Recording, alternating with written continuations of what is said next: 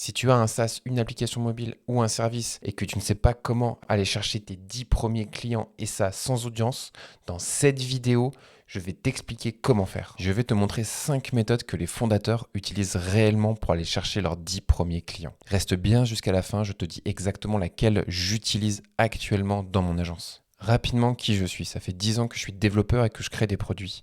J'ai été dans des startups où quand je suis arrivé, elles ne faisaient que quelques centaines de milliers d'euros à plusieurs dizaines de millions d'euros. Et j'ai aussi créé mes propres projets où je suis par exemple cofondateur d'une agence de communication et d'un SaaS avec plus de 2000 personnes sur Instagram et qui fait déjà ses premiers milliers d'euros. Et aujourd'hui, je coach des porteurs de projets bloqués sur une page blanche à créer leurs produits tech capables d'aller chercher leurs premiers clients et futurs investisseurs. Donc ces 5 méthodes, je les ai vues marcher, mais je les ai vues échouer. Et je vais te dire dans quel cas. La première méthode, c'est le lead magnet. Tu vas donner quelque chose en échange d'un email. Tu vas donner un PDF, un e-book, un template, du code, un sondage avec résultats. Par exemple, HubSpot qui permet la gestion des relations clients dans les entreprises a créé un empire de 30 milliards là-dessus. Mais ça, c'est HubSpot. Je vois souvent les tests de lead magnet échouer. Tu passes du temps à créer un PDF de qualité. Tu vas récupérer 12 emails. Sur ces 12, à la fin, tu n'as aucun client qui signe parce que tu parles à des gens qui n'avaient pas encore identifié leurs problèmes. Le lead magnet, ça fonctionne très bien à moyen terme et surtout quand tu as une audience qui le voit. Sinon, tu te retrouves avec un PDF que personne ne va lire.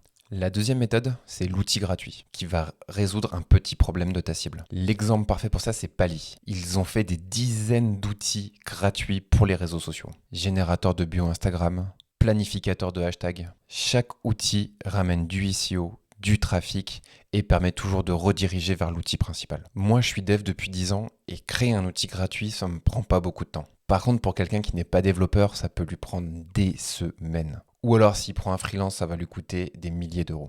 Et quand tu pars de zéro, t'as pas plusieurs mois à coder quelque chose qui va peut-être pas être utilisé. Et si, admettons, tu le lances, le SEO va prendre 3 à 6 mois avant d'avoir des résultats. Donc, c'est excellent si ça te coûte pas cher et que tu as une stratégie à moyen long terme. Mais si tu n'as pas le temps, c'est pas la bonne solution.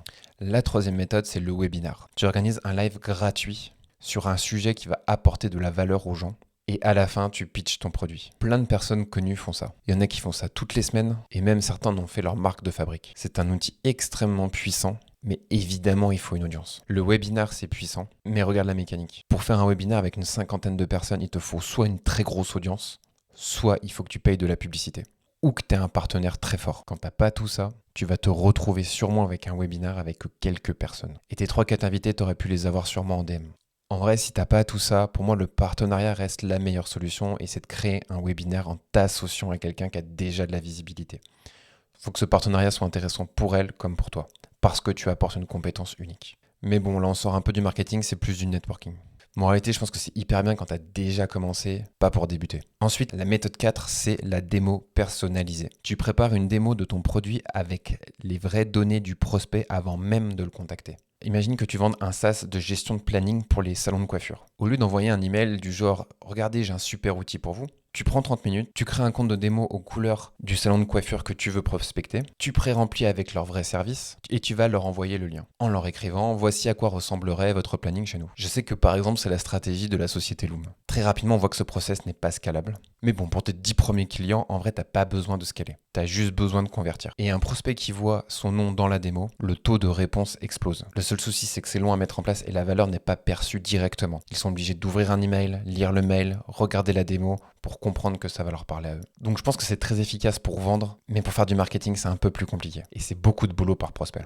Notre méthode, l'audit gratuit personnalisé. Alors, ça ressemble pas mal à la démo qu'on a vu juste avant, mais la philosophie est différente. Admettons que tu vendes des services pour améliorer le référencement de sites internet. L'idée ici est de montrer et de mettre en avant ce qu'il n'a pas plutôt que ce qu'il pourrait avoir. Comme ça, le futur prospect prend conscience qu'il a un problème. Et s'il a déjà ce problème, ça l'accentue. Concrètement, comment nous on l'applique? On envoie un message pour dire qu'en échange de réponse à un formulaire, on leur propose un audit gratuit. Dans ce formulaire, on va qualifier nos prospects et récupérer un maximum d'informations qui vont nous permettre demain de compléter nos offres ou de créer un audit personnalisé. Et ensuite, on donne l'audit. Et à partir de cet audit, une fois qu'on a mis en valeur toutes les douleurs, on va proposer notre solution comme réponse à ces douleurs. La création de l'audit a été faite à partir de nos connaissances et de l'IA. Du coup, elle nous permet de nous générer très rapidement un audit.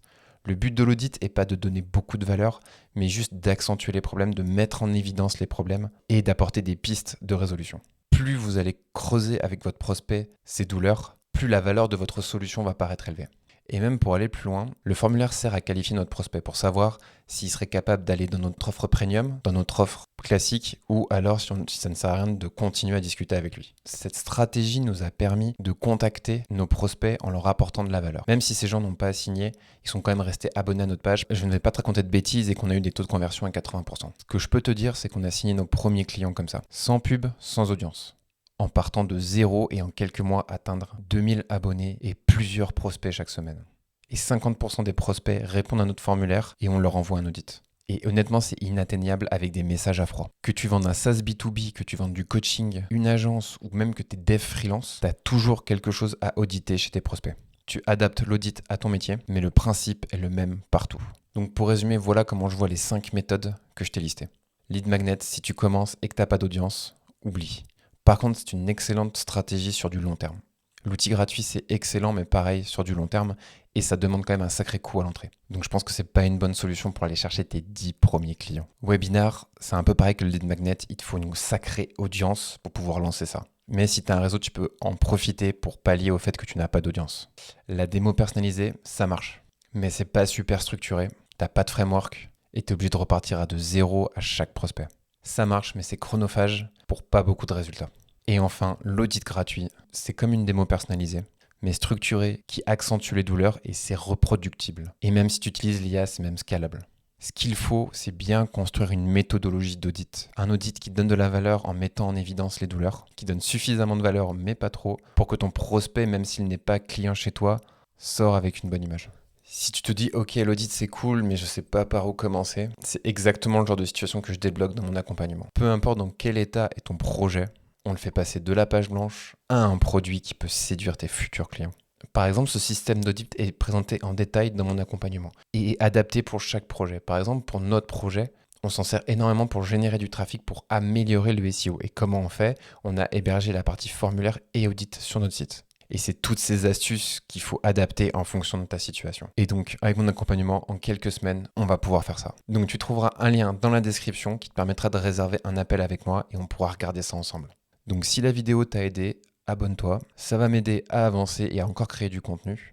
Et n'hésite pas à me dire en commentaire si toi, parmi ces 5 méthodes, t'en as déjà appliqué ou si tu as un retour d'expérience.